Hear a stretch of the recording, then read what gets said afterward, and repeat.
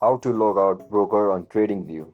Are you guys facing issues to log out your broker on your TradingView app? If that's so, then this video might help you out. Without further ado, let's get started. First of all, open TradingView on your laptop device. Once you open the app, now look at the bottom of your screen where you can see your name of the broker. Tap on it. Once you tap on it, now click on this menu over here. You will be provided with multiple options over here. Just simply tap on Logout Paper Stone. Once you click on it, your broker will be logged out from the TradingView app. If you guys found this video helpful, don't forget to like, share and subscribe to our channel. See you in the next one. Bye bye.